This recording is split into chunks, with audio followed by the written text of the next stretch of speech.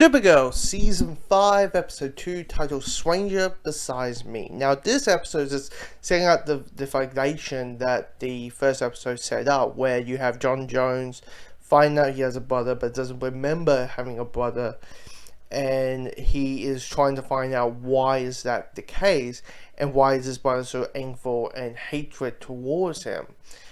And the thing is, what makes this part of this storyline interesting is that due to the fact we know so little about the Martians, and knowing John Jones only is the last Martian, there was a war between the white and the green Martians, there's so little of it. So any sort of lore or build up towards the John Jones character, towards the Martian Manhunter character, towards Mars society and what it was, is easy to grip into. It's saying like Krypton. All we know about Krypton is the planet blew up, and then that's it. You know, except the whole Superman Supergirl thing.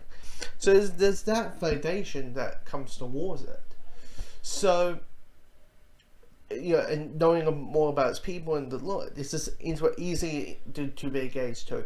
Even though I think the brother storyline is only going to survive until episode 8, just because it would be expensive to keep a Martian fully greened for 22 episodes.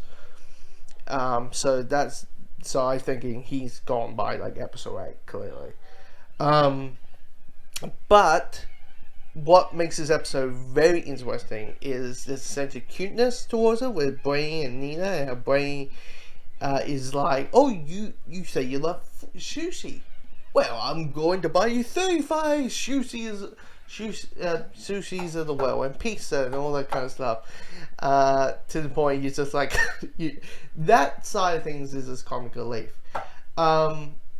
Which I was just like, oh, this is adorable. Poor Brady. He's taking everything logical. I love the line. The thing about the heart is, it's not logical. And it's like, yeah, it's not really. Yeah, the heart is not logical. But here's the thing. The other storylines in this episode, the things with Nina and Miss Tessmark, is just knowing what Lena is up to. You're like, oh dear, oh flippin', well, like, Lena, jeez, leading her to being maybe the second, the end of the season's big bad, like after Crisis and all that. Oh, I'm very, like, eye bulging, like what is she up to? Because the things that she's doing, I'm like, she wants people to be honest all the time. So she's going to what? Whip all the emotions, all the things out of people's brains to say honesty. Wow, that is messed up. But understanding, so she's hurt, and you understand where she's coming from.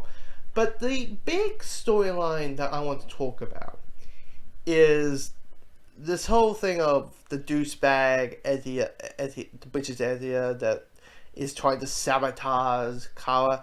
Okay, I'm just going to say this. I smell love interest. Seriously. I'm like, this feels like Morale 2.0. You know, you think about it. Think of how this story is going to go. Two characters who don't like each other slowly like each other and become friends, a few episodes later in the season, and then halfway through they are a couple. Sounds like Morale 2.0? Yeah, it sounds like Morale, doesn't it? This episode I quite enjoyed. There's a cool little action scene at the end that I'm like, wow. The thing with the action scenes with the CW is, it's like, they don't have that big of a budget, so any big giant action scene they will do, you're like, well done. That's not bad with the budget you have. So, yeah, I quite enjoy this. The main thing I like is the Martian Manhunter stuff. Just diving into the Martians' landscape and society is just always interesting for